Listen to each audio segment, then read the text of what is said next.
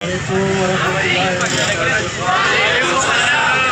فوج چې کله په دنیا باندې نو زمونږ بدلته سکون سره زندگی تیرو او د پاک فوج مقصد دا دی چې مونږ له به هغې امن او امان راکوي. نو دغه شانته زمونږ پولیس فورس چې دی هغه د لوکل امن دپاره دي او پاک فوج چې کوم دی نو هغه زمونږ بین الاقوامي امن دپاره دي. خو کله چې پاک فوج یي نو مونږ به دلته امن او امان سره زندگی تیرو. د پاک فوج سره چې څوک اختلاف ساتي هغه به د پاکستان دشمني، هغه به د اسلام دشمني، او څوک چې د پاک فوج نه نفرت کوي یا د پاک فوج دپاره هغې نفرتونه خورئ نو هغې ته موږ په پښتو کې سپږن ویو. او موږ آیا چې دلته راټول شوي یو نو زموږ مقصد دا دی چې موږ ټولې دنیا ته دا پیغام ورکړو چې موږ د سپږنو سره نه یو، موږ د خپل فوج سره یو او چې فوج یي نو موږ ته به امن او امان وي. که تاجر برادري ده، که دیو امن غواړي، ترقي غواړي، معیشت مضبوطول غواړي نو دیو به خپل فوج سره مینه محبت کوي او همیشه دپاره به کوي، نه چې د یو وخت دپاره. ځکه چې پاک فوج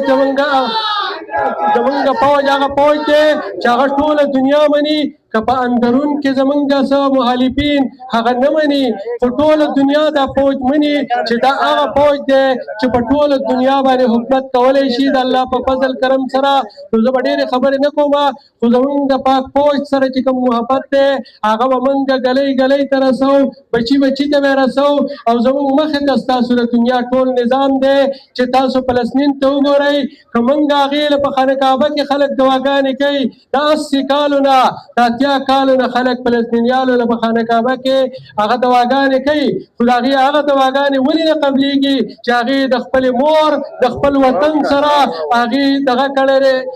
غداري کړې ده. او کوم خلک چې کوم قوم چې د خپل فوج نه نفرت کوي هغې امن او امان سره نشي پاتې کېدی. دغه شانته عراق ته وګورئ، لیبیا ته وګورئ او نورو ملکونو ته وګورئ. چا چې د خپل فوج سره بغاوت کړی دی د هغې خور او مور سرتوره ده، د هغې امن او امان ختم شوی دی، د هغې معیشت ختم شوی دی. موږ به خپل فوج سره شانه به شانه ودرېږو که نه؟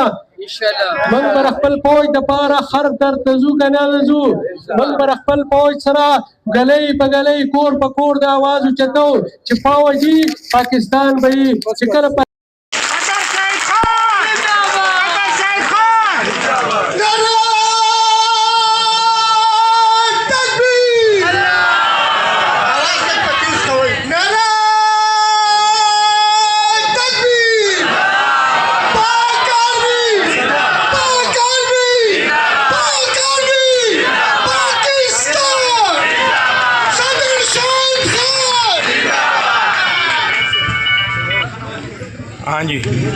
हाँ जी बाद में बात करोगे, रिकॉर्डिंग कर रहा हूँ. نن زه چې څومره دکانداران زموږ دلته راغلي، څومره صدران د مختلف بازارونو نه او نن چې کوم جلسه یا کوم پروګرام موږ ارینج کړی دی دا صرف واحد د هغه ادارې دپاره دی چې کوم پاک فوج دی او هغه نن د دې ملک دپاره د دې قوم دپاره بېشماره قربانیانې دي چې هغه هر چاته معلومې دي. نن چې د عوام پر سکون ګرځي، نن چې د عوام کاروبار کوي خپل، نن چې دا سپینې جامې اچوي دا د دغه غازیانو د دغه شهوداو په برکت باندې دي چې هغوی په دې باډرو باندې خپل بچي قربان کړل او ځانونه یې قربان کړل، د دې ملک دپاره یې شهادت ورکړ. موږ هغه خلکو ته وایي کوم غدار وطن چې کوم دي چې د سیاست دپاره، د خپلې کرسۍ دپاره، د خپل لالچ دپاره هغه اداره پکې راکاږي، د هغه ادارې خبرې خلاف پروپاګنډې کوي چې د هغه باندې نن پاکستان آباد دی. تاسې وګورئ چې نن هغه انډیا ته چې کوم متور جواب ورکړه دا زموږ د ټول ملک دپاره د فخر خبره ده. نن دا شین پاسپورټ چې کوم دی ګرین پاسپورټ په ټوله دنیا کې وګرځوه، د هغې عزت یې پیدا کړ. خو د هغې باوجود هم موږ دا کوم نوجوانان چې دي دا ګمراهۍ لګیا دي، دوی ته پوهه پکار ده، د دوی ذهن تیارول پکار دي چې بای نن دا سیاسي خلک نن شته او سبا نشته. سیاست په خپل ځای باندې، خو د ادارو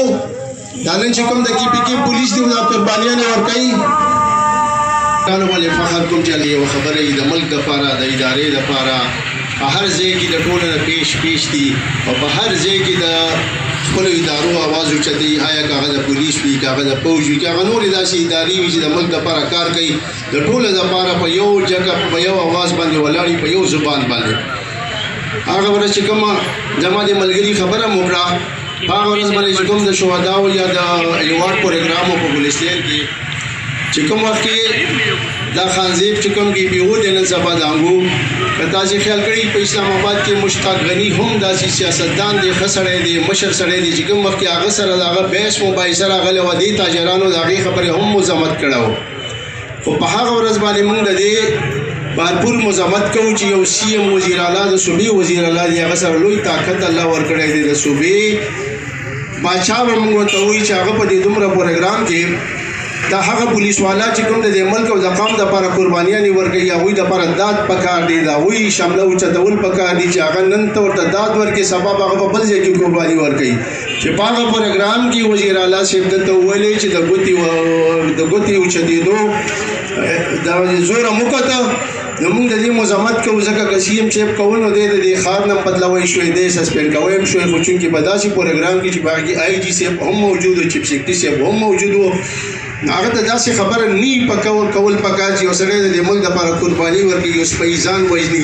یو سپی په داسې حالاتو کې ګرځي چې په هغې کې تاسې وګورئ چې روزانه څه ناڅه قربانیانې پولیس او د فوج د قوم دپاره ورکوي نو موږ ته څه پکار دی چې موږ هغوی ته داد ورکوو چې هغوی موږ چې په خپل کاروبار کې یا په خپل کور کې پر سکون باندې پراته وي دا د دې خلکو برکت دی موږ بار وایو خو انشاءالله تعالی چې موږ د تاجران غیر سیاسي خلک یو موږ به انشاءالله هر وخت د دوی لپاره داسې اواز اوچتو دوی ته به داد ورکوو چې کله موږ دوی ته داد ورکوو نو دوی کې به نور هم هغه قوت او هغه جذبه پیدا کېږي ورسره به هغوی نور هم یو دومره خدمت د دې ملک او د دې قوم کوي یو ځل بیا زه ستاسو ملګرو ډېر مشکور یم چې تاسې په لنډ تنګ وخت کې دونه قرباني خپله ورکړه او تاسې راغلئ انشاءالله دلته نو موږ به هر وخت انشاءالله په هر ځای کې د حق اواز اوچتو د حق دپاره به اواز بلندو او د خپل تاجرانو دپاره الحمدلله موږ په هر پلیټفارم باندې اواز اوچت کړی دی او په هر ځای کې د خپل دوکاندار موږ عزت راوستی دی موږ چېرته هم دوکاندار یوازې نه دی پرېښی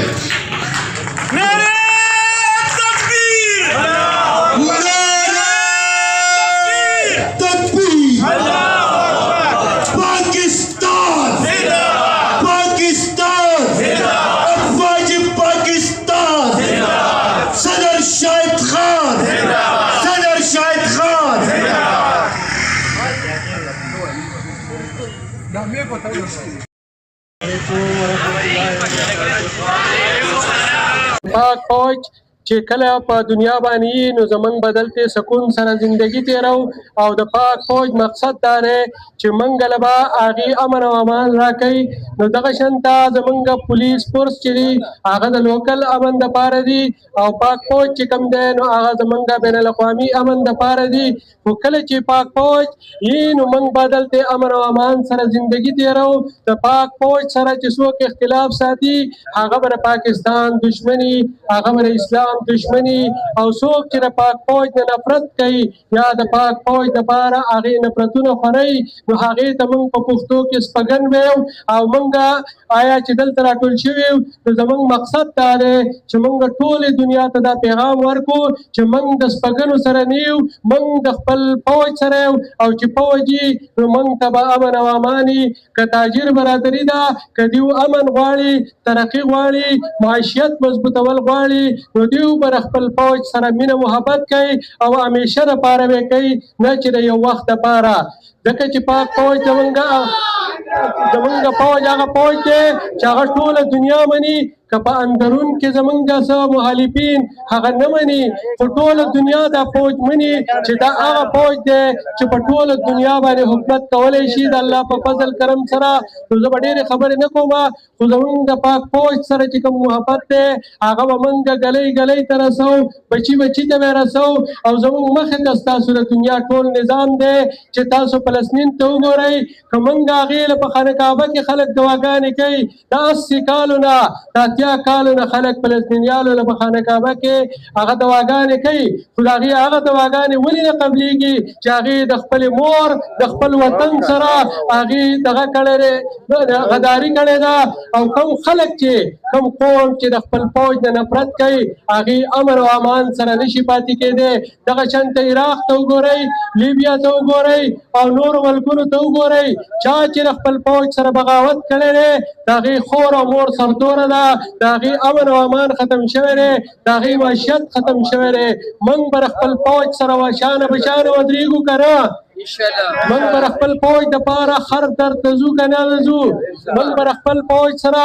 ګلی په ګلی کور په کور د اواز اوچتو چې فوجي پاکستان به یي چې کله